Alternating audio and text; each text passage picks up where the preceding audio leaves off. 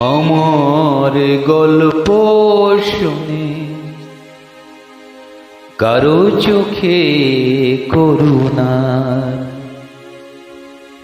জল যদি আসে, ভীষণ দুঃখ পাবো। আমি তো রয়েছি সুখের এক বুক বেদনা নিয়ে।